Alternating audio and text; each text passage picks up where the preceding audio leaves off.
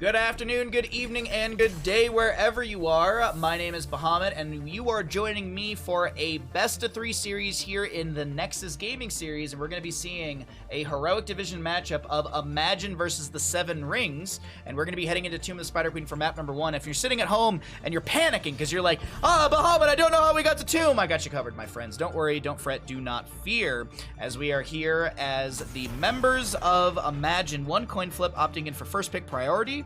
They will ban out Braxis Holdout and Sky Temple. Battlefield and Volskaya Foundry will be banned out by the 7 Rings. And since the opposing side has first pick, 7 Rings has map pick, and they will choose to take us to Tomb of the Spider Queen. Back into the draft, we immediately want to see what's going to be happening here, as a Rexar ban will immediately be coming through from the side of Imagine. Good control between lanes. There's actually a very interesting tactic that we don't see too often, but it's a super cool concept. Is you grab Flare at level 1, and that Flare is going to be allowing you to it has 100% uptime because it's a 20-second cooldown, 20-second active time, but you can throw the Flare into the bottom turn-in area and have vision into the rotation potential, so it is a really good tool. Also, Misha stun. Rexar overall is strong in the solo lane and his own right in Siege. Joanna banned out on the right-hand side, as she's just a strong tank on a double soak rotation-based map with the Laws of Hope at 1, the double shield glare. There's a lot of really cool options for her at level 1, as well as her overall wave clear. Junkrat to be removed, as he does scout out very well. You can leave a concussion mine between the bottom and then a steel trap, or vice versa, in the upper portion of the bush for this top turn-in area, and that does allow you to have that vision in the rotation. Also, Junkrat is a pain in the ass to deal with. Last ban on the side of the 7 Rings, we're going to be seeing what? It's going to be a Rhaegar on the right-hand side to be banned out by 7 Rings. It's pronounced Bahamut. No, I'm going to pronounce it however I want to. X Factor. Blaze to be the first pick on the side of Imagine. I really actually do like this. He's a strong tank, doesn't show much of the game plan from the side of Imagine, but they do have a strong tank with a strong heroic in that bunker as a kind of cleanse for a team fight. Also, bunker does create terrain, and you can use that terrain to body block enemies through some of those corridors in Tomb of the Spider Queen, as well as the turn-in areas as well. First 2 picks, Malfurion, a very rare Malfurion. I feel like we don't see him very much as of late. Seems like there's tons of priority onto Rhaegar, Stukov, Deckard Cain, Lucio. I feel like Malfurion, he's strong, but I just don't feel like I see him as often, so I'm excited to see the Malfurion grabbed. He was buffed up a little bit in our most recent patch as well, with that Vengeful Roots at level 1, as well as, I think there was a couple other talents that I'm misremembering that got buffed up, but either way, we are going to be seeing another 2 picks. You're kidding? How dare you joke around on my Twitch chat? Sylvanas and a Nubarak, so we are going to be seeing Blaze off lane, at least that's the assumption, Sylvanas to be our hyper carry for the time being, and a Nubarak as our main tank. We could still see Blaze solo lane, we could see a different solo laner, and then a healer, and then have a hyper carry Sylvanas. A lot of different options. As 7 Rings gets into a ban phase, they could ban out something in the mage department for wave clear, but I don't know if that's really a concern. It's going to be that Stukov. They want to get rid of the healer, and that makes a lot more sense. The potential mage is it's a smaller possibility or probability in the draft, and I think the opportunity for a Stukov is a lot higher, or any sort of healer, so mitigating the healer that they could potentially grab is strong. Now on the opposing side, Imagine, I would say that they go for a tank ban, because they do, the side of 7 Rings needs a tank, and well, the denial into a Garrosh is really good. Also, Garrosh into Nubrak and Blaze is beneficial for the Garrosh, so this is going to be a nice heads-up ban from the side of Imagine, getting rid of a tank that can really hinder the Blaze and Nubrak in dive, as well as the Sylvanas.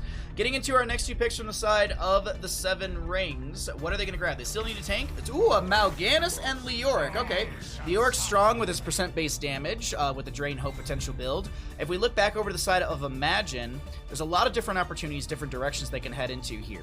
Things like Deckard Cain are still up and available. Lucio is great for the rotation speed, as well as high 5 possibility. Ariel's an option, honestly. Like, I actually think she's pretty good on this map with the Detainment Strikes into the wall. The clap is really strong as well. It's going to be Lucio and a Falstad. Okay. Falstad controls a lot of the engagements with gusts. Lucio, well, he's just strong overall. Got some slow potential with the push-off, as well as Maybe we see heavy casters. I'm curious if we get high five or if we get sound barrier. I'm also curious, do we get carrion swarm or dark conversion from Mal'Ganis? Definitely something to look at, as we do have a Mephisto to round out the entire draft. Okay. All right, Mephisto coming through. I do like the Mephisto quite a bit. His wave clear strong. The setup could be huge. Endurance of Hate plus Entomb plus Roots from Malfurion. Night Rush from Mal'Ganis. Tychus with sustained damage. Things are looking great for the side of Seven Rings. We'll see how Imagine performs here. Bunker is really great. Cocoon from the Anub'arak. I'm loving what we're seeing. I'm going to go ahead and swap us over to the casting screen. We're going to get rid of my mug here. I'm going to start the prediction. You've got probably a minute 30 or so from the time you're hearing me talk about this to the time that the prediction will end. So get your Twitch predictions in. You've got some time to get your gambles in, chat. I believe in you, chat. I trust you. Get some gambles in. Let's get some big gambles happening here for this first map in our third best of 3 of the evening, as we have the members of Imagine on the left and Seven Rings on the right.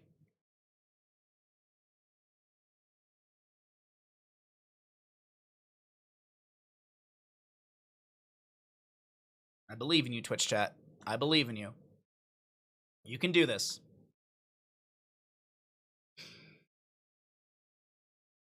Just 420, 420. Thank you. Okay, wonderful. Daiko, thank you for the follow. Alrighty, there we go. Let's go ahead and get into the game. Excuse me. Oh, wait, no, not yet. Oh, Mal'Ganis is still loading. Hot dang. Hot dang. I'm excited about it. It's going to be a good series. It's going to be a very, very good series. Just going to wait for the Mal'Ganis to load in here. I usually have it on a different screen, but then it's hard to make Twitch predictions and stuff like that if you can't see the draft, so I just leave it on this. And actually, we load in perfectly here, as we are going to be on into our map number 1. And on the left-hand side, we have Imagine, Breakwood on the Sylvanas, Richard on the Lucio, Virtuoso on the Anub'arak, Fatal Rampage on the Blaze, and JTR on the Falstad. Over on the right-hand side, Seven Rings. We've got Quaker on the Tychus, we got Cyrus on the Leoric, Root Beer on the Malfurion, Crown on the Mephisto, and we've got GGEZ New on the Mal'Ganis. Let's get into mid and check out those level 1s. We are here, ready to go. Thanks for the gambles, everyone. I'm very, very proud of all of you with the gambles. And we're going to see a Anub'arak Regeneration Master at 1, Falstad Hammer Gains, or excuse me, Gathering Storm. Hammer Gains is a level 4. And let's see, Blaze, Adrenal Stim Pack, Sylvanas, some Overwhelming Affliction, Lucio with the Accelerando, Tychus is going to be going quarterback for the range and damage increase, Malfurion, Emerald Dreams, not too surprising, Onison's Renault for the Leoric. We've got the Fury Spark for that Mephisto, and last but not least, Wingguard, pretty much standard for the Mal'Ganis at level 1, as we do have a fight breaking out right now onto the Anub'arak. Virtuoso has to pop the Burrow to be able to disengage, as Breakwood utilizes the Haunting Wave to do the same. Over in bottom lane, Cyrus versus Fatal Rampage. Cyrus is just draining the health of this Blaze, and this might be a little bit of an easier time for the Leoric in that matchup. We'll have to see how the sustainability between these two heroes matches up, especially with that level 1 for the Leoric, really keeping him healthy, being able to heal. How much is it? 20%, 30% of Leoric's maximum health over 5 seconds. Also, keep in mind, Regeneration Globes will give you a cooldown onto that, and it has an activation of 120 seconds. Or excuse me, a cooldown of 120 seconds. Okay, building out some stacks. Keep in mind, Falstad stacking does jump in percent at the 30 mark. At 30, he'll have 15%, but at 30, he gets an additional 15%. So Falstad jumps to 30% increased damage when he hits those 30 stacks. Just like the Vala with her level 1 fire at will, when she hits 20, she jumps and doubles that damage from 40 to 80, if I'm not mistaken. Lucio getting some push-off value here. Richard getting low here from the Tychus. That is a fantastic route, and we are going to be seeing First Blood over to the side of Seven Rings. 3 up on both sides, but Siege Giants will go over to the side of Seven Rings. Turn-in availability does not exist for either side just yet, and we continue back into rotations. Anub'arak with the Regeneration Master picking up 2 stacks so far out of the total 30, and he does scale that up slowly but surely, getting some more regeneration per second, and then at the 30 mark, he will have that 500 extra health added onto his base health pool. Fatal Rampage almost going down in top lane. Falstad nearing that halfway mark for the big bolster. Breakwood does swap into bottom lane. Range into melee can be a little bit more difficult for the melee side, and that might be the reason we're seeing this. Also, I do maybe Blaze just actually cycled out for the time being while there was that initial early kill, just to make sure that it was still 4v4. Or at least it was just a little bit more tanking control. That's really, I think, the big conversation in that one, as Sylvanas is going to be hanging out in bottom. She taps well. Nope, she doesn't even have it off cooldown, does she?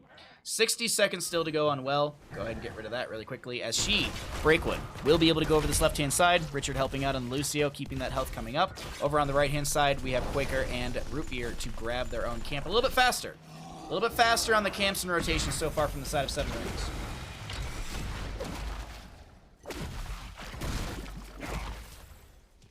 Just mopping things up in bottom lane. Falstad being danger pinged. Night Rush from Mal'Ganis. Gets the double sleep. Tychus probably just tucks a grenade onto the far side of the engagement. That does pull Falstad in. He gets the barrel roll away. Does have the hammer gains from level 4, but will Hearth out for full HP and mana as Mal'Ganis, or excuse me, Mephisto. Different hero on the side of Seven Rings. Tries to throw a Skull Missile out, but doesn't get the stall onto the Hearth for the Falstad, who's already back into the top lane.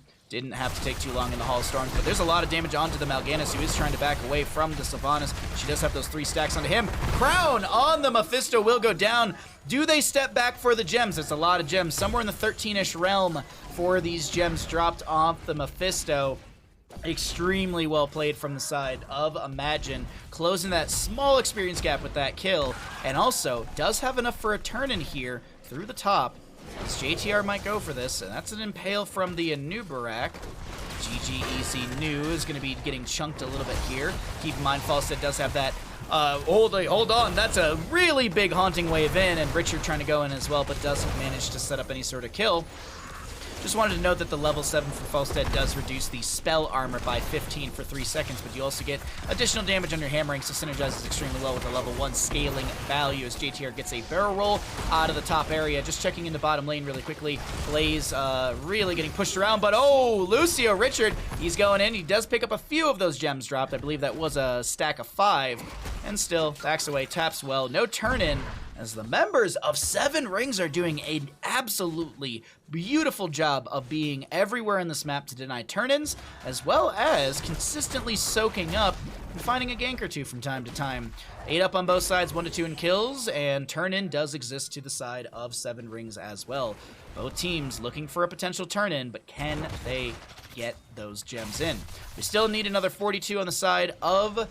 Well, actually, the caster math is constantly changing, but we have another 29 gems necessary for our blue team, and on the opposing side, it is going to be, 37 gems are necessary for their turn-in. Both have these amounts, it's just how much needs to actually get deposited into the clutch to summon the Web Weavers, as the first one has not been summoned yet. Let's go ahead and cycle through the other numbers as we have a chance to look at them. And decent damage onto Virtuoso, who's just going to get CC'd quite heavily. Ooh, that's a good burrow in as well. GG getting chunked right now. Breakaway comes in for the Haunting Wave, who's going to have a lot of good damage, and Falstad snipes the kill. Speaking of snipes, that is almost a kill from the Tychus with the grenade onto JTR. JTR living through so many of these nearly fatal moments, but in the end, it is going to be Seven Rings with the turn-in, and they will be able to bring in these Web Weavers. There's a burrow in from the Anubarak. There's JTR, JTR sleeping. It's a Lucio going in deep.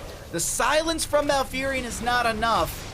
And there's a Cocoon onto Tychus. Also to note, Mephisto, check out that 10. Consume Soul, a 2-minute cooldown. He does have talents to be able to get cooldown reduction on his heroic, but man, I gotta say, Consume Soul, not his best heroic. It deals okay-ish damage, but I just feel like the Durance of Fate is has so much more value, but maybe it's the counter of the bunker. I'm not 100% sure. There's the Durance of Fate, or excuse me, the Consume Soul coming out. Tychus will shred through the Blaze, but it's Richard who's able to just dip, dive, and dodge around on Lucio to be able to pick up those gems that do fall. High five does put Richard into a better spot, also gives him some self-healing as the bottom lane is cleared out. Web Weaver phase, how much did it find here? Some siege onto the fort front gates, but no major value. Consume into bunker? Yeah. So we'll see. I don't know. Maybe this was a misclick. I'm not 100% sure on it. I'm not going to lie. Return the gems to me. It's like last rites into a Blaze Bunker. You just hold Blaze Bunker for last rites. Granted, that window is very, very small from when the bunker descends to the person getting inside, but still. Very doable. I mean, hey, there's the tiniest window with Light Bomb from Anduin plus Falstad level 20 upgrade on Flight with the Epic Mount where he can actually fly Light Bomb. We did see that in CCL last season.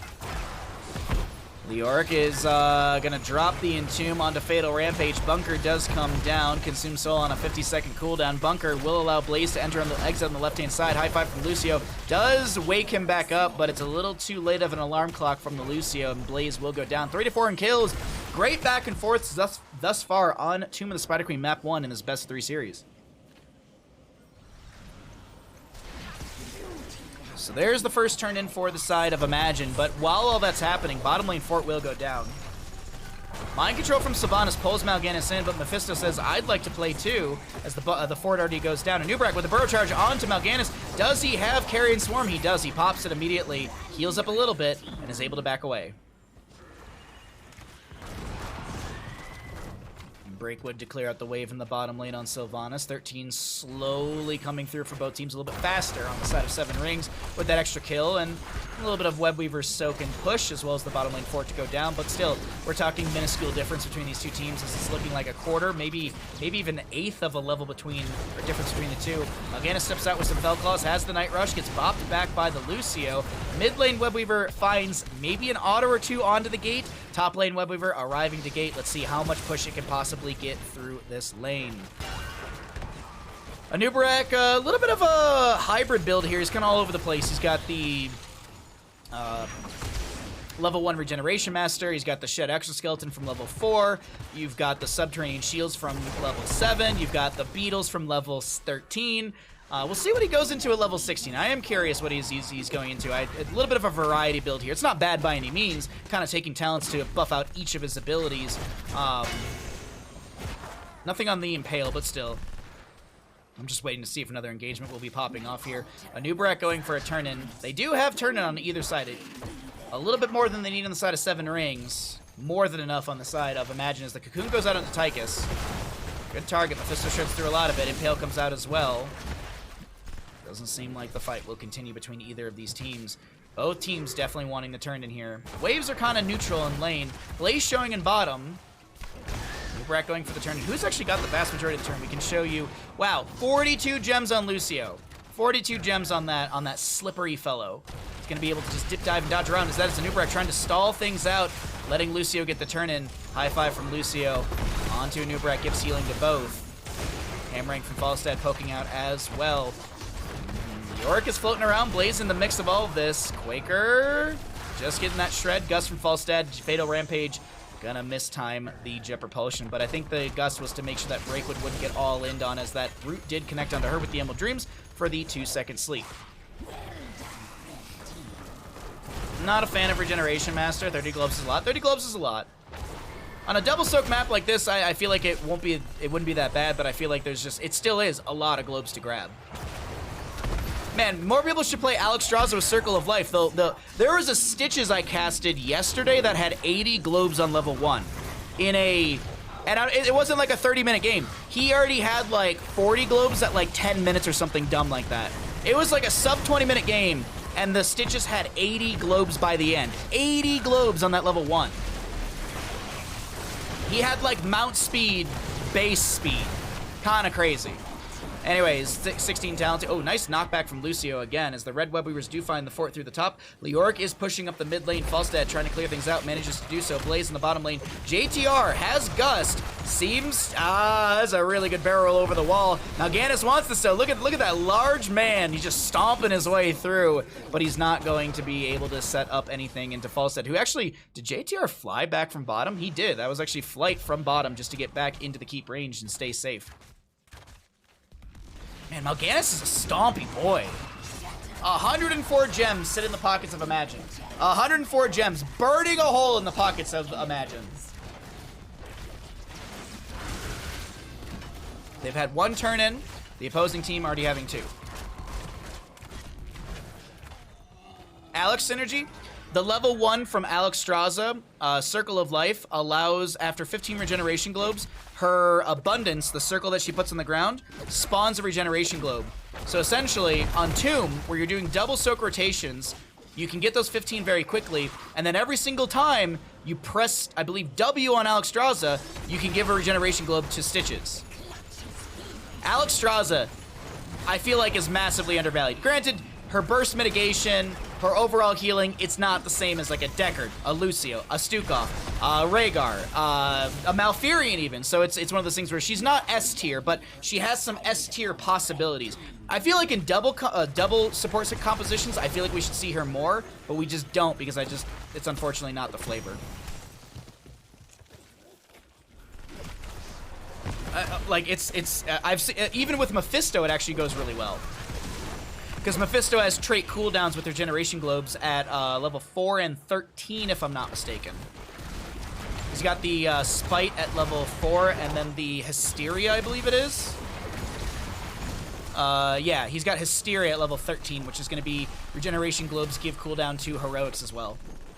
I've seen Gilly Shark do it a season ago. I know what it does, but Stitches got it from that, right? Yeah, I mean, it was also regeneration globes on the map, too. There was also regeneration globes on the map, because it's Tomb and they were doing double soak, so... Big values right there, as we do have the second Webweaver phase from the side of Imagine ending right there, but look at this, 84 gems in the pockets. They only need 5 seconds on the clutch. That's a 25-second death timer on Mal'Ganis. I want to quickly look and see. Did they show in this rotation? Oh, yeah, they showed. Yeah, Consume Soul. Well, 2-minute cooldown to find out where the enemy is. Though, actually, with the enemy on this, they do have enough for a turn-in. So, Rupier Guy Cyrus, they don't have enough for a turn-in. Yeah, you can see the ping onto Crown, as Crown's going to be coming through for the turn-in as well. Nubrak, can he get it? Oh, that would have been crazy. Oh wait, no, I don't even think they were close to the turn-in, actually. I think they would have needed a Nubrak and a Nubrak, Richard, and Fatal, I think, would have all had to turn in. But either way, Red Webweavers will come out. Boston top lane gets a slam jam onto the fort. Fort might fall, or it might be at like a couple % HP. I wasn't sure the clear, how quickly they can clear on the side of 7 Rings. Excuse me. You want utility in your supports when you play double support, and Alex doesn't have much utility. But Epic, she gets more regeneration globes, and she can make people get. She can reduce the size of people with Pacify. What do you mean there's no utility? She has buttons. How you doing, Epic? Hope you're having a fantastic day. Hope you're having a great FromSoft day. That's what we're gonna call it today. Is FromSoft day. Haunting Wave from Sylvanas just going to be coming out. Nothing major right there. Top lane, it is going to be the Webweaver pushing through still, around 50% HP. Slowly losing that HP over time as it does enter into this top lane area. And nice hammering out from Falstad just to immediately clear the way. If they do step out, just to try and grab the gems as well. But that is a Webweaver phase to end. And things are tense here, ladies and gentlemen, on Tomb of the Spider Queen, map number 1. 20 talents here will be here soon for 7 Rings. Not far behind on the opposing side. But the turn-in, once again, is looking like it could potentially be a double turn-in for Imagine. Destroy their constructs. Reclaim the gems of my power. You took Monday and Tuesday off to play it more. Nice. Mercy. Dragon is utility. See, thank you, Zool Rules. Thank you. She's got buttons.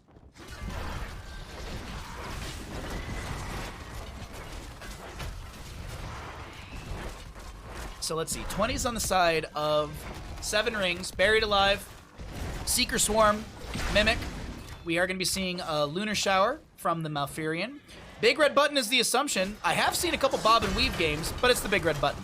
Wind Tunnel from Falstad on the opposing side. Rewind for the Anubrek, Fortified Bunker from the Blaze. Call of the Dark Lady for Sylvanas. And we will see the Mixing Fire for the Lucio, which is it 35%? 50% actually healing reduction. Either way, that's a Jet Propulsion from the Blaze. Mind Control from the Sylvanas going to be coming through. GG Easy News tries to go for the Carrion Swarm, but dies. It's on a 10-second cooldown. You can actually hear the audio going off for it, but it's not going to be there. JTR started a flight, but canceled it. Was looking for the Wind Tunnel play, but doesn't actually go for it. Maybe this is the Wind Tunnel right here. Gets the Is there the wind tunnel into the corner? That's the angle JTR was looking for. Wind tunnel knocking this Tychus into the corner. He's going to get hit by the Impale of the Anubrak. Leoric is going to be able to Wraith walk away. Webweaver in bottom lane pushes back the Siege Giants, but Webweaver mid lane is looking like it's enough to end.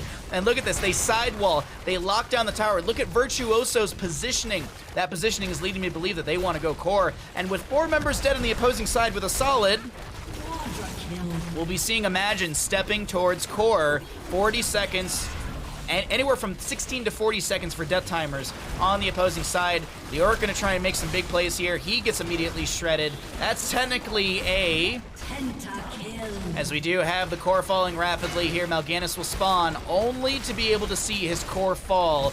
GG, map number 1 goes over the side of Imagine. Really good back and forth play between both these teams, but Imagine comes out on top.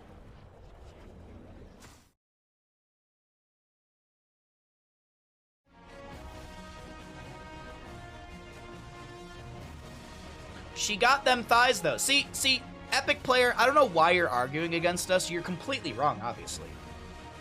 She turns into a dragon. What more do you need? Exactly.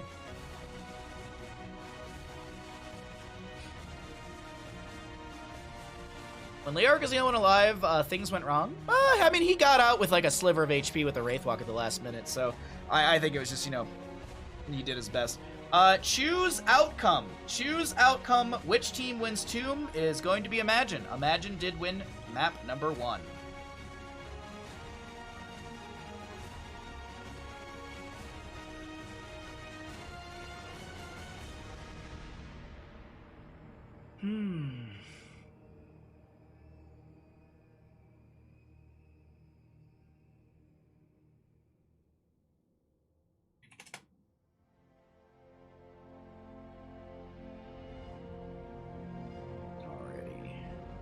Sorry, I just want to grab. Where is JTR? Because he made the last lobby, and I don't want to miss it. There it is. Okay. That way I can keep an eye on their account and see. All right, let's chase the talents if you want to see them.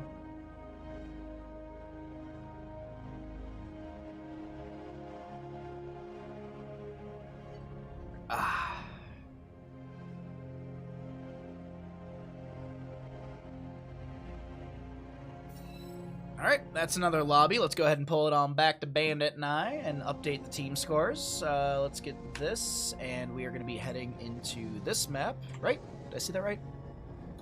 So... I don't know who actually chose the map. I don't know if this is correct or not.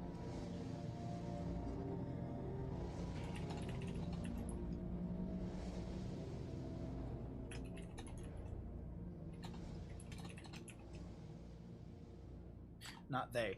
The 7 rings.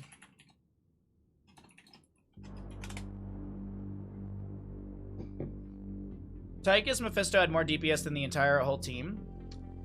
Really fun so far. Way easier than Dog Stows, though. Well, we'll see after another 8 to 10 hours. Yeah.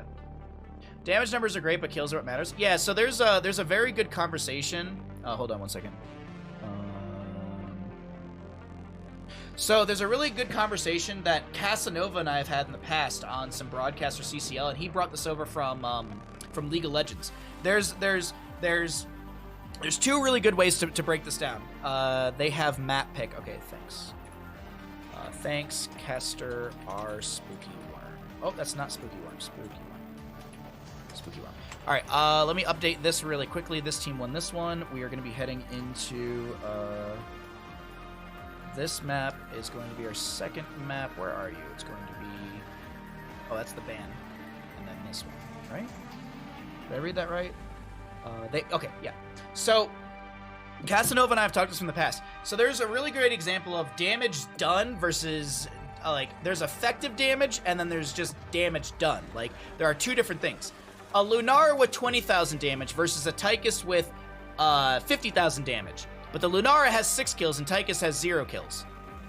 Tychus may have done damage, but it wasn't effective damage. Whereas Lunara was getting kills with her damage. It may be a lower number, but it's effective damage. That's the big thing to discuss here. It's like Lucio, for example. I saw some people talking about Lucio healing versus Malfurion. Those are going to be definitely different, but it's one of those things to consider in these moments as well, is what was the effective healing? Lucio can keep 4 people around him and heal up a bunch, but it's not necessary healing in a sense. Like maybe he's healing some poke damage from the minion wave or from a scuffle or from a rotation. So that like effective healing versus it's all that same kind of conversation. And I don't want to take away from like the Lucio player, the Malfurion player, or anyone, but it's one of those things to consider because we see it in CCL and I've seen it in Twitch chat. Like everyone's like, "Oh my God, how did they lose? Vala had 10k damage or 100,000 damage, and the opposing side Hanzo only had 25,000 or 50,000." It's just like, well, just because the number is higher than the other doesn't mean that one is better than the other. Because you can sit there and you could throw scatter arrow after scatter arrow as Hanzo and never find a kill, or you could throw W after W for Vala, or Hungering Arrow, which is your Q. You could throw all of those things out and you could build up your stats, but that doesn't actually mean anything if nothing's actually happening with that damage. So either way, let's go ahead and jump into the map draft, because I'm sure you're sitting there like, Bahamut, shut up about these random facts and talk about how we got to Infernal Shrines. And first of all, don't tell me to shut up, okay? The members of the red team, the side of 7 Rings, will be opting in for map pick priority as the losing team, and they'll be choosing to take us to Infernal Shrines. But really quickly, we had a ban on Abraxas Holdout and Sky Temple from the members of Imagine, and the 7 Rings have banned out Battlefleet of Eternity and Volskaya Foundry. As we get back into the draft, we check out our bans. We are going to be seeing a Hogger Rexar ban and a Joanna Stukov ban as we get a first pick Rhaegar to the side of Imagine. Whew, excuse me. I have a hard time explaining this concept to people in my quick match ARAMs games. There's no point in talking to those people about those things. Honestly. You're doing God's work, Blast, but unfortunately, those people, they'll never ever change their mindset. They'll never change their mindset. They have a belief as to how the game will be played, how it should be played, and that's it. Thanks for the follow. I'm glad you enjoyed my rants. Follow Bahamut Gaming for more rants. Victory for the Forsaken. Alrighty, so let's talk about the draft, because we could keep talking about random stuff, but let's actually hone in on the draft here for Infernal Shrines map number 2, as we have Rhaegar on the left-hand side with a Blaze Sylvanas, a Junkrat Brightwing, a Nubrak to be banned out. They do need a main tank, and a Nubrak was really good in the last game. The Cocoons were on point on the Tychus, as well as the Burrow Charges. I really gotta say, Virtuoso on the Nubrak played a fantastic game on Tomb of the Spider Queen. But let's go ahead and see what we get on a ban on the opposing side. We actually could see a tank ban out here in both of the sides. Both teams do need a tank, but it's going to be Mephisto.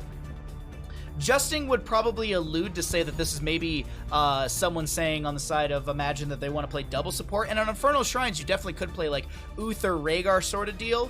But I feel like the Mephisto was just a lot to deal with in the last game, and I feel like they just want to get rid of that and force the player Crown, or IVLWAWLVI, which I actually learned from Justing, just stands for Crown, because it's supposed to look like a crown as the name, was playing that pretty good. So it will be a Jaina grab, as well as an Imperius as well. Okay. And Imperius could be solo. He's not the strongest in the solo lane, but we'll have to see. We'll really have to see. Really quickly, I'm just going to set up the prediction for us. There we go. Random fact, Australia is wider than the moon. Now back to the draft. Huh. Well, today I learned that. Thank you, Iron Flare. Did not know that. Huh.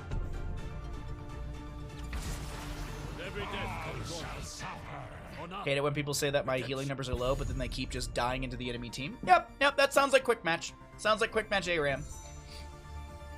You know what my response to those, you know what my response is, and I hope you all take this into your own games.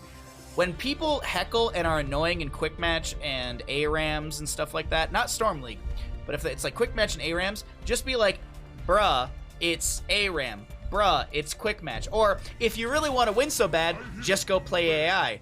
Okay, main tank Imperius, we got ourselves a Samuro, ladies and gentlemen. We got ourselves a Samuro. There's going to be a Twitch prediction coming up in about 20 seconds, 30 seconds or so. Get your predictions in. This could be the final map of the night. Could be the final map. Or we could see 7 Rings take us to a map number 3. Can't heal dead people? Well, actually, Leora can heal. Shut up, and I'm going to go put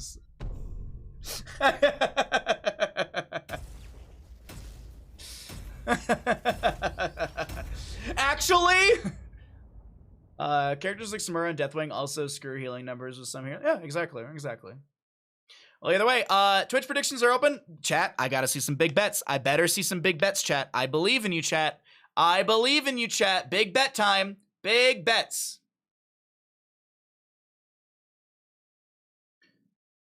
Bajito S. Malganis. I don't know what that means. Sorry.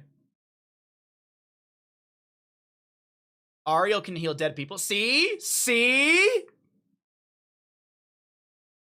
Well, actually, it's technically more of a resurrection rather than a heal, where Leoric actually heals himself by cheating death. I'm just gonna shut up. Let's talk about the game! We got ourselves a map number 2 here on Infernal Shrines, and we've got the members of Imagine up in this series. Fatal Rampage on the Leoric, Virtuoso to play the Blaze, Breakwood on the Sylvanas once again, JTR on the Hanzo, and Richard on the Rhaegar. Over on the right-hand side, we're looking at the 7 Rings, trying to take us to a map number 3 through Infernal Shrines. A Root Beer guy on the Brightwing, GGEZ New on the Imperious, Quaker on the Junkrat, Cyrus on Samuro, and Crown on the Jaina. And I say Crown because the name looks like a crown. I learned this from Justing, so I assume that it's completely correct. He would never steer me wrong. I like big bets and I cannot lie. You Twitch chatters can't deny when an NGS series gets in your face. I'm done. That's all I got. All right, Breakwood and Richard are going to be jumping into top lane with JTR. The Hanzo is going to go into the simple geometry at level 1. Imperious is going to be into the spear at level 1, the Impaling Light. And Jaina, Deep Freeze? No, Lingering Chill. Sorry, Lingering Chill at level 1. Interesting. I feel like we don't see this talent ever. Lingering Chill at level 1. Increase the duration of chill from 4 to 6 seconds. It does offer a bigger window to finish out Frostbite.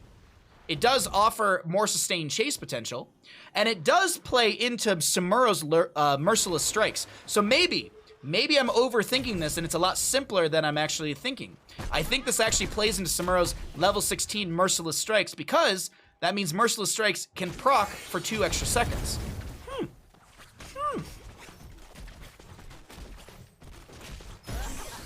I just call it EVYVV. Where's the bet? It's already happened, my dude. It's already happened. The bet's closed. Where were you? Invade onto the camp, but it is actually it's going to be yielding a kill and a kill. Oh my god! Double kill. Wow, what a way to start map 2, 7 Rings. Oh man, 7 Rings. How you doing, Mega? First Punisher is going to be Frozen Punisher in the mid lane. How do I know this? It's because I'm a caster and I'm a god and I can predict these things. No, it's actually because I have a mini-map and it's free information. And you can use this even in your own quick match, or Storm League, unranked games, even in your AI games if you want to practice. You can use your cursors. Okay, now, I know this is a hard one. You take your cursor and you move it over to the mini-map. I know it's crazy. And you can hover over the shrine and it says which Punisher is inactive. Do you know what also it can do? It can also tell you camp timers as well. So let's say you're clearing this camp. Let's say you're making a rotation. You don't need to go and click on the camp and then hit spacebar to get back to your hero. No. You can just hover over the map and say, siege camp. Respawns in 2 minutes. Right side, 2 minute 28. Maybe a map 3, maybe a map 3. I mean, hey, 2 kills early on are great, but it doesn't signify that it's going to be an easy game for the side of 7 Rings. Now, Samuro does scale really, really well as the game does go on, but also, let's keep in mind, Hanzo scaling, Sylvanas scaling, Rhaegar overall. Things are looking like it could be pretty good.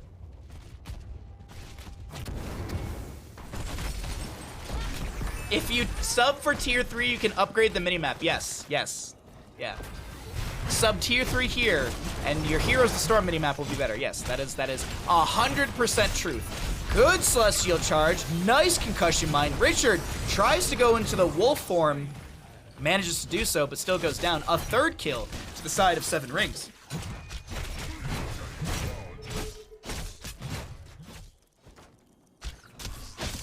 Alrighty, Hanzo picking up a few more stacks on the simple geometry. And the Jaina is going to be able to clear things out on Mid lane, I'm just looking around the map to see what the setup is going to be for all these teams. Looks like Leoric's just going to keep pushing out the bottom lane, close the experience gap that is forming from the 3 kills. What is that experience gap right now? Nothing major. Mercenaries, minions. Oh, there's actually a deficit in minions. Okay, that's where I was like, how is it still equal? There's a deficit in minions that are being made up by the mercenary and heroic kills. Interesting. Interesting to say the least.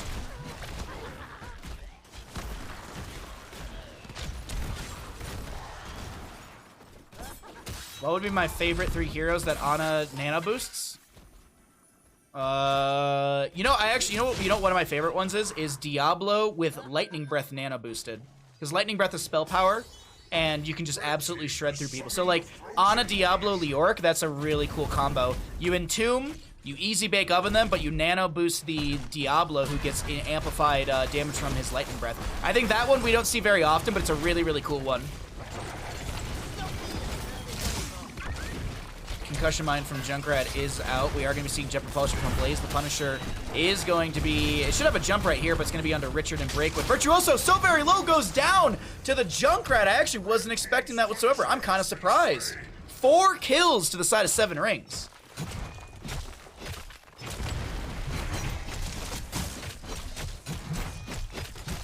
I'm trying to think. I'm trying to think of other heroes to answer your question that I'd like to see with Nano Boost.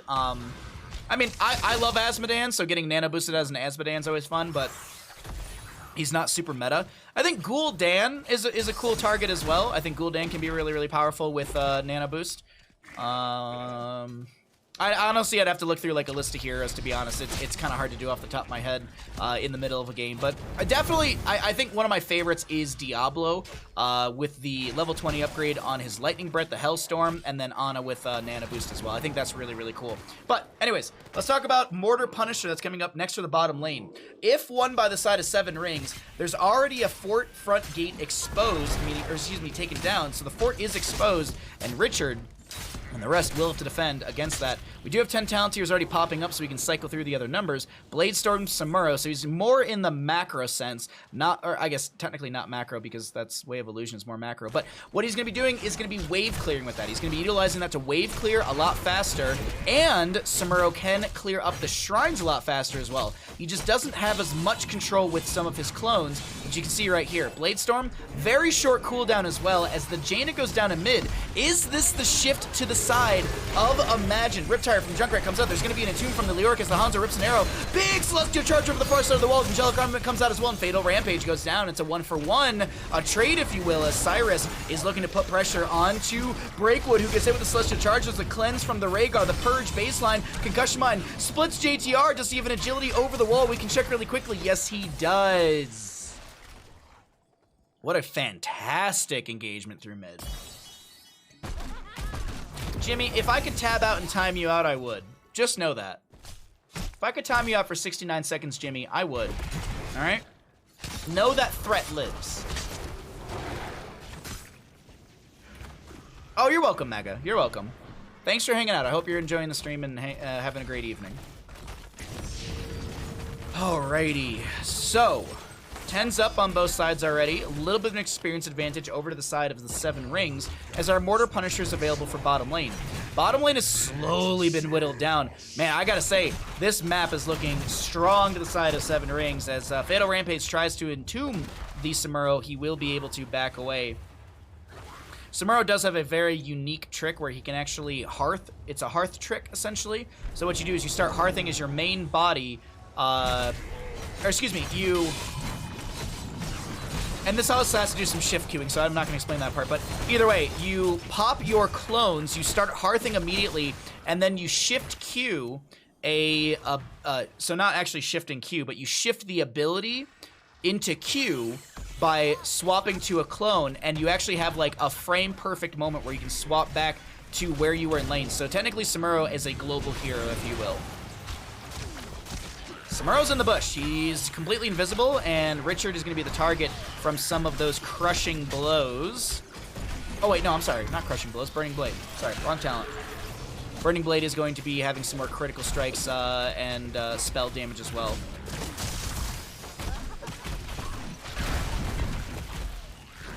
Who would nano boost a trash can? I don't know. Some people like trash cans. Punisher does go over to the side of Imagine during all of this, so it is actually kind of funny that they get the Immortal. It was the expectation that it would go to the opposing side, and Tomb pulls in GG Easy New. Hanzo rips an arrow as well. Samuro, excuse me, not Samuro. Imperius goes down. Punisher still opening up the bottom lane, as this could be a fort to go down, but Samuro doing Samuro things! Samuro also does have the Sukuchi. I don't want to see any sort of weird messages in chat. It's the name of the talent. Short distance teleport. Also, Junkrat going big ass. So he's got Chattering Teeth, Sticky Wicket, and big ass. So not only do the teeth chase after enemies, not only does it prioritize enemies and it can no longer be pulled into minion waves, it also silences for 2 seconds as well. So that could be a devastating moment. But the Punisher gets the bottom lane fort. Samuro trying to apply global pressure in his own right, and the Punisher will go down through the bottom lane. Seems like cheating. It's a feature. Okay. It's a Heroes of Storm feature. Intended, totally. Totally intended.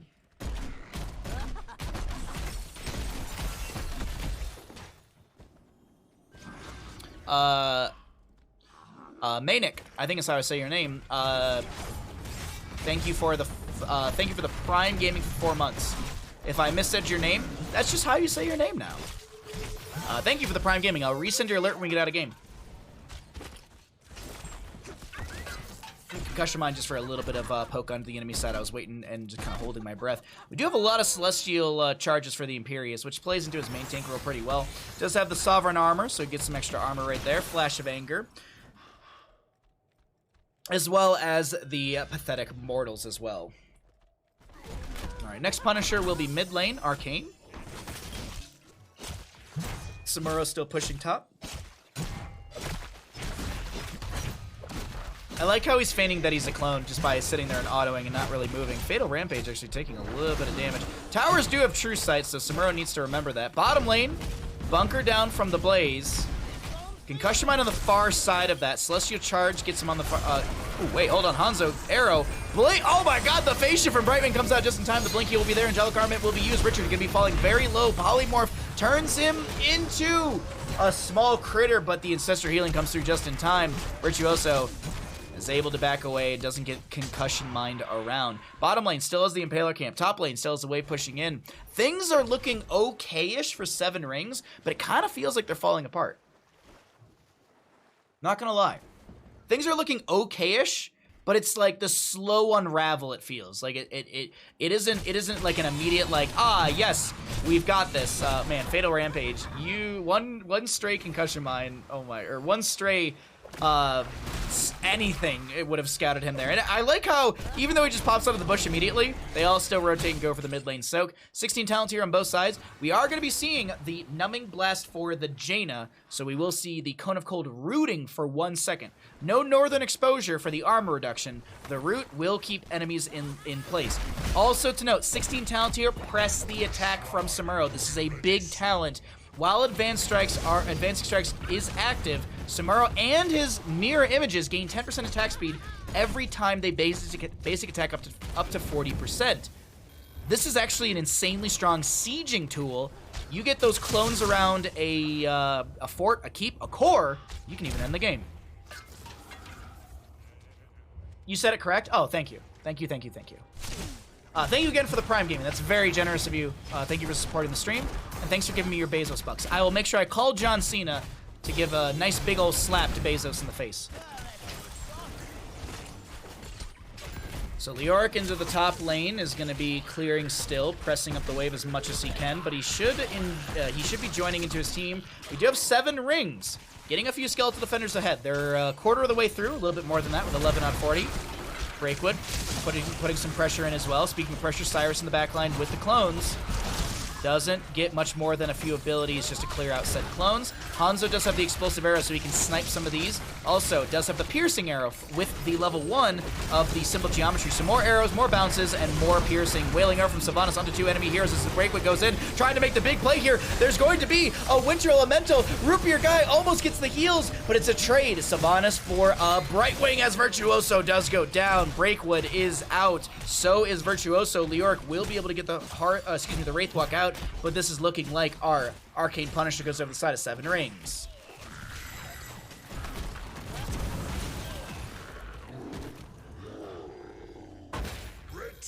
Alrighty. Arcane Punisher for the top lane. Samuro is using a clone to put pressure through bottom, but grabbing a camp. In reality, Leoric is going to be Wraithwalk build at level 13 and 16. He'll have the Ominous Wraith as well as the Royal Focus. Ominous will give you the damage reduction, I believe 35%? 50%, excuse me. And then you have the Royal Focus, which is going to be the Skeletal Swing for the cooldown reduction on Wraithwalk. So you Wraithwalk, Skeletal Swing, Wraithwalk out. At least that's what we've seen in the past. Mid lane keep gets scratched a bit here, taking, what? Eighth of a bar, quarter of a bar of HP. Meanwhile, in bottom lane, Impaler Camp might find the fort here. Rhaegar might be able to clear things out if he can rotate quick enough, but no, that's not the case. They give over bottom lane fort. Top lane getting pushed up by Imperius. This feels, I was saying it feeling like Seven Rings were slowly getting pushed in. It's quite the opposite now. It's quite the opposite in this engagement between these two teams. I'm going to go ahead and cycle through the other numbers in case you want to see the damage healing experience between these two teams while we wait for our 20 talent tiers to loom and pop up in the next minute. Not minute, level, excuse me. Maybe minute. Phase shift in from the Brightwing, milling arrow from Sylvanas as the Winter Water Elemental will be coming out from Jaina, putting some pressure, slowing the enemy. Also, I talked all about how the level 1 from Jaina would synergize with Samuro's level 16. He didn't even go into Merciless Strikes. Didn't even take it. Didn't even take the talent that I had sat there and talked about how it was so good and this big brain idea from Bahamut. Nah, I'm just completely incorrect. I do like that. I do like that. I kind of know. I just noticed that. Hanzo, arrow. Blaze comes in with the jet propulsion. But the unfortunate factor from the side of Imagine is that there wasn't anyone else to continue putting pressure. Now, I actually say this. Imperius does pop Angelic Armament. Phase shift from Brightwing comes through. And Junkrat has the spread volley and does have a lot of kind of zoning grenades coming out. Samuro clones putting pressure out as the Leoric will grab soak through bottom. And just making sure that the waves are getting pushed back a little bit. Speaking of waves pushing, mid lane is going to be coming through as well. And let's go ahead and see really quickly. Catapults are dealing 285 standard, 570 indestructions. But my apologies, I'm looking at stats from Catapults. Breakwood gets very low. Looks like there was the Might of the Banshee Queen utilized right there from her level 16. Excuse me, Will the Forsaken. Might of the Banshee Queen, something else. So Will the Forsaken will be utilized to keep Breakwood out. And did she actually pop the blink as well? I'm curious. No, she did not use Bolt of the Storm. Bolt of the Storm still a 70-second cooldown off cooldown. Which of these rings are the eldest? I don't know. You're going to have to play Bloodborne to find out. Samuro? He's just going to throw some clones out. Okay. Alright, next Punisher, bottom lane, Frozen. Bottom lane for both sides. A little more pushed in favor for the side of Imagine. Imagine can come through here. Honest to God, it's anyone's game. Also, 20s for Imagine are really good. You also have the Farseer's Blessing from Rhaegar, so you get a second proc on the healing. Big arrow, sidestepped.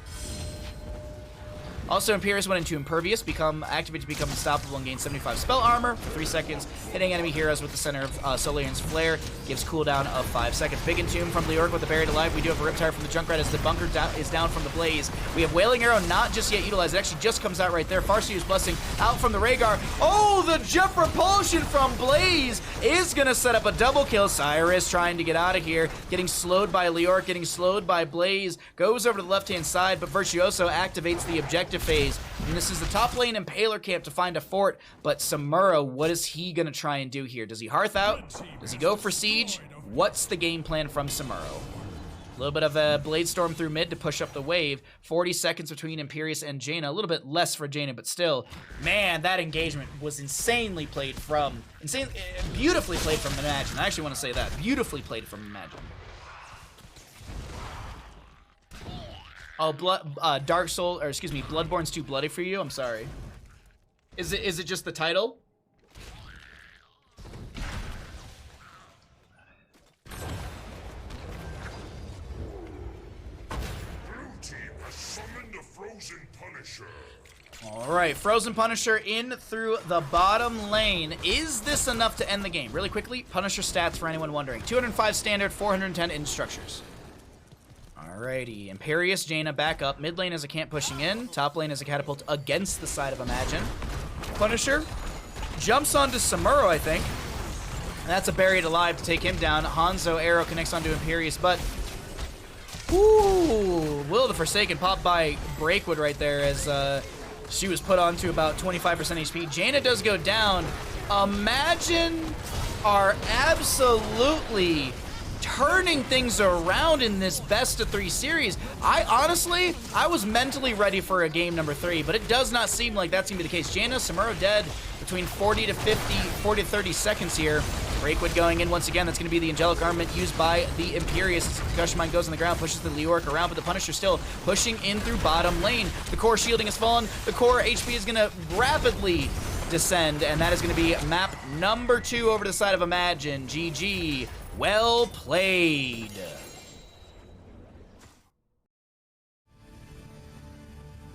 Wow.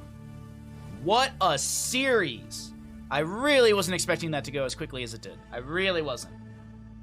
But man, did they play that well on the side of Imagine. Holy crap, did they play that beautifully.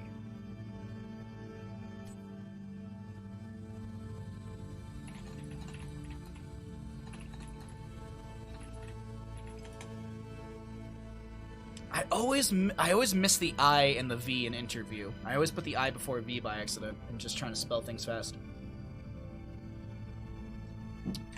I'm just trying to set up an interview really quickly. Choose outcome. Which team wins Infernal Shrines? Imagine did win.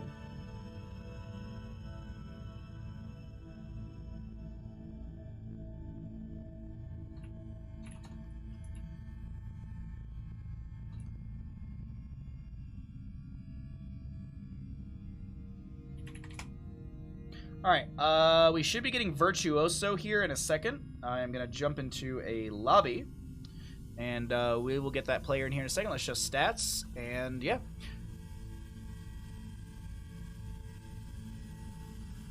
Big bets. Hey, alright, at this time we're going to be joined by Virtuoso. Congratulations on your 2-0 victory versus the members of 7 Rings. How you feeling after that game? Oh, feeling great. A little jittery, but feeling great. So I always like I hate to like harp or like really kind of like focus in on like failure moments per se, but like let's talk about this Infernal Shrines. The start of this game seemed almost like it was impossible to find any sort of play fight into the side of 7 Rings. Was it 10 talent tiers? What was the shift in the game? Because there definitely was a shift in gear at some point for your team. Yeah, I think obviously we made a few minor mistakes early on, too. I think, to their credit, 7 Rings, playing really well, probably gave us the most challenging set we've had so far, so good on them. But yeah, I think the big thing, honestly, both of their drafts were very strong early and not so strong late. It seemed once we got 1620s, it was pretty, especially Shrines, we were, I mean, obviously nervous, but just saying like, all right, get to 20. We get 20, we win, you know, that sort of deal. Oh, that honestly, it was a really, really great moment. Like, I seriously, I was kind of like mentally like, okay, all right, we're going to a map number 3, but let's talk about map number 1, because you all were just like everywhere and anywhere on Tomb of the Spider Queen, and there were a couple shining moments for the side of 7 Rings, of course, but like, the Falstad play and like that gust into the corner and everything, like I want to talk about your Nubarak as well. Like when you're lining up shots like Impales, and Burrow Charges, are you calling this out? Do you have a main shot caller, or is it like kind of like a team effort in these moments? It's definitely a team effort as far as gathering information, right? Okay. This is what I've always done with my teams is I just have everybody say information, and then like I'll say yes, no, you know? So, and then obviously in a fight moment, if I see something, I'm just calling who I'm digging on. I know that game for sure. I was calling Mal'Ganis a lot. Like if we pump everything into him, we can kill him, kind of stuff. Was there any fear about the Mal'Ganis at all? I mean, it's not a tank that we see very often. So is there any sort of like, ooh, like we're not really prepped for this, or is it like, it's Mal'Ganis, it's whatever? Yeah, I mean, I would say a few. I don't think we were. I think actually the issue was we weren't afraid enough of it. There were a few things early game where I don't think Mal'Ganis is particularly strong, but you have to do certain things to play around him. And early game we were not doing those things, and late game we absolutely were doing those things. Like Lucio boobs, like making space and stuff like that. That early game, we kind of forgot what a Mal'Ganis was, but it happens. It definitely happens. I do want to shout out your support player, your healer, because I noticed that a couple times, at least 2 to 3 times, there was some fantastic Lucio sound waves just to make sure that Mal'Ganis Night Rush wasn't kind of connecting onto anyone. So just that was really, really cool to see. But a fantastic series. Doesn't seem like there's really any team that can take you all down. Is there any team that you're afraid of in the heroic division, or are you like, no, we got this in the bag? Yeah, I mean, I would say 30k is still scary. Okay. We have been scaling up quite a bit as a team since we scrimmed against them last, but yeah, it's I don't know. It's gonna be close. It's gonna be close. They are the team to watch out for, and we play them next week. So exciting times. Well, there you go. It's definitely going to be an exciting matchup. You do not want to miss it. Do you know when that matchup is? I'm curious if... I do not think we've scheduled it yet. Okay, so sometime next week, chat, keep your eyes out for that one. That definitely will be a good one. Thank you so much for joining me for this small interview. Congratulations on your victory. Before I let you get out of here, are there any shouts that you'd like to give? The floor is all yours. Yeah, absolutely. First off, shout outs to my team. We're doing well. This is our first match that we're playing with Fatal, and he did really well tonight for us as well. Absolutely. And yeah, shout outs to the 7 Rings again. Those were really fun games. If they still have their secret, not so secret coach, it's apparent, and it's fun to play against for sure. So yeah, and shout outs to you, of course. Thank you so much for casting. It was a great time. What a fun set. Oh, thank you so much. It was actually a blast to cast this. Y'all were absolutely so exciting to watch, and I personally, like, nothing against your team, I was rooting a little bit for that map 3. I was hoping for more games between you two because it was so much explosive fun play. Thank you for joining me for the interview. Congratulations once again on the victory, and I will definitely keep my eyes out for that game next week up against 30k. All right, sounds good. Thanks so much. Thank you. Have a good night, my friend. Yep, you too.